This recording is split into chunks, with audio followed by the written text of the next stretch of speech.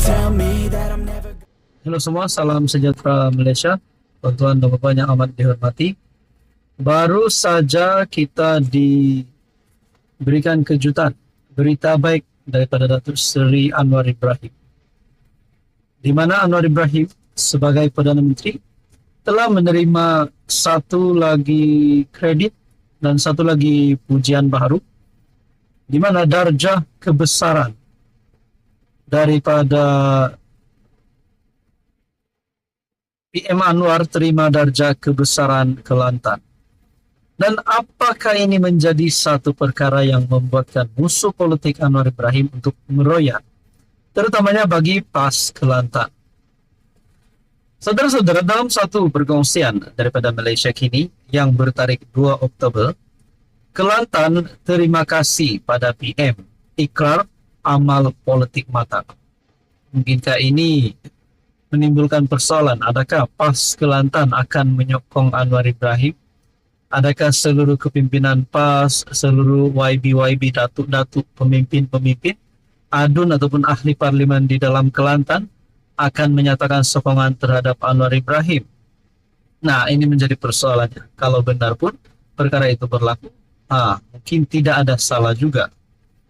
Kerajaan Kelantan menyambut baik beberapa pengumuman yang dibuat Perdana Menteri Anwar Ibrahim sempena lawatan kerjanya ke negeri itu. Menteri Besarnya Muhammad Nasruddin Daud berkata, pihaknya mengucapkan penghargaan dan terima kasih di atas pengumuman projek dan peruntukan disalurkan kepada Kelantan.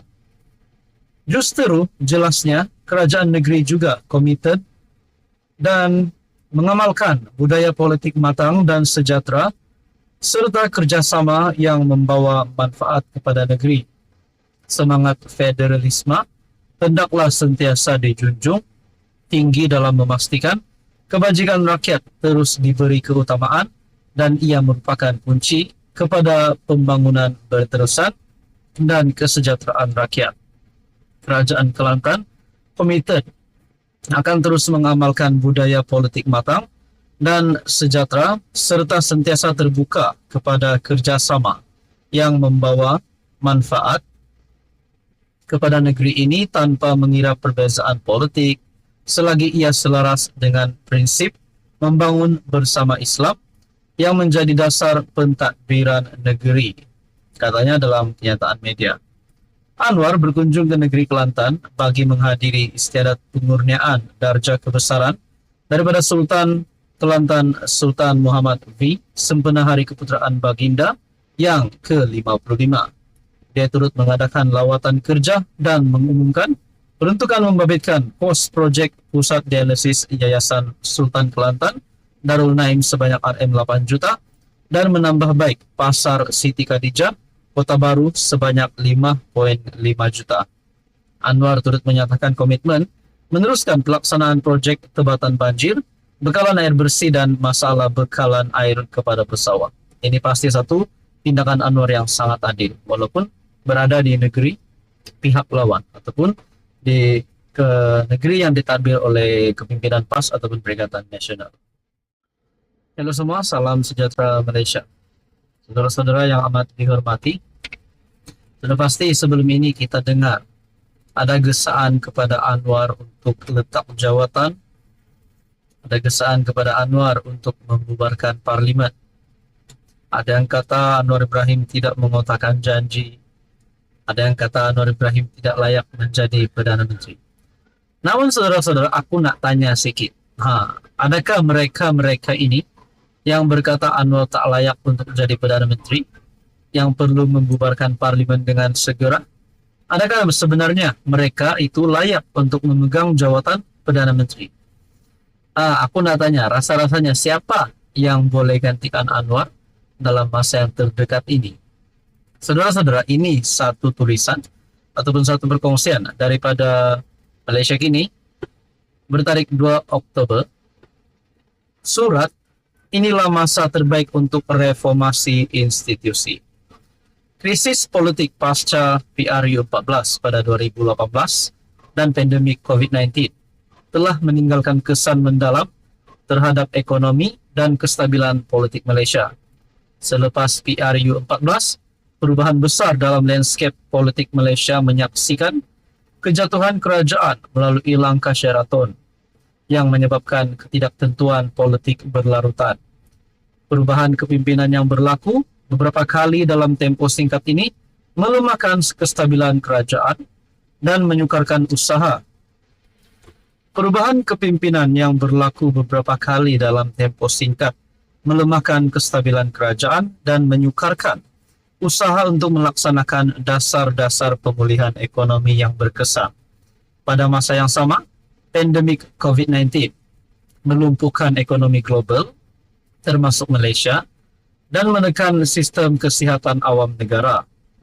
Ketidakstabilan politik yang wujud sepanjang pandemik menjadikan usaha pemulihan lebih sukar, menyebabkan rakyat hilang keyakinan terhadap integriti institusi kerajaan.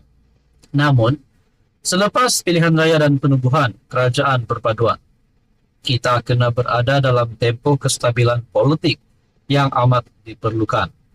Kemenangan kerajaan perpaduan, khususnya PHBN, dalam beberapa siri PRK baru-baru ini, membuktikan bahawa iklim politik semakin kukuh. Majoriti besar yang dimiliki oleh kerajaan dalam parlimen menyediakan asas yang kuat untuk melaksanakan reformasi yang telah lama tertangguh.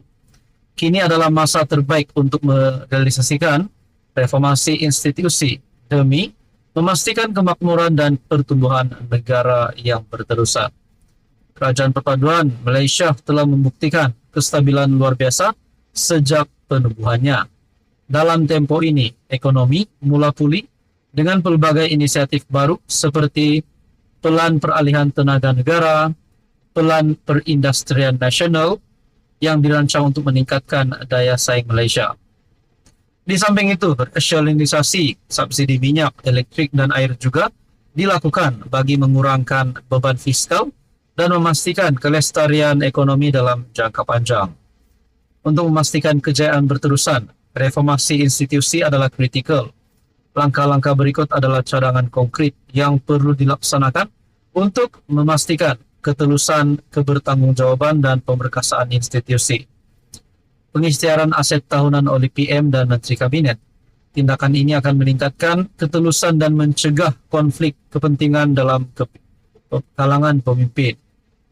Had penggal perkhidmatan Perdana Menteri dan Menteri Besar Ketua Menteri. Pengasingan kuasa antara Perdana Menteri dan Menteri Kewangan. Pemerkasaan SPRM, Suruhanjaya Pencegahan Rasuah Malaysia. SPRM harus bebas sepenuhnya daripada kawalan eksekutif. Pengukuhan peranan Parlimen. Parlimen harus diperkasakan sebagai badan penggubal undang-undang yang berfungsi secara efektif. Penyamakan semula proses pelantikan jawatan tinggi awam. Reformasi sistem pilihan raya. Pengawalan dana politik. Reformasi dalam sistem kehakiman. Dengan melaksanakan reformasi ini, Malaysia bukan saja dapat memulihkan keyakinan pelabur asing, tetapi juga mengukuhkan integriti dan daya tahan institusi negara. Inilah masa untuk bertindak, dan reformasi institusi harus menjadi keutamaan tertinggi kerajaan perpaduan dalam usaha memimpin Malaysia ke arah masa depan yang lebih makmur. Tan Wei Siang ialah alumni Parlimen Digital Malaysia P050 Jelutong dan Dewan Muda Malaysia P122 Seputih. Saudara-saudara yang menghormati, adakah dengan ini Anwar Ibrahim akan terus menjadi PM selama berpenggal-penggal lagi? Ini maknanya selamat tinggal kepada musuh politik Anwar Ibrahim.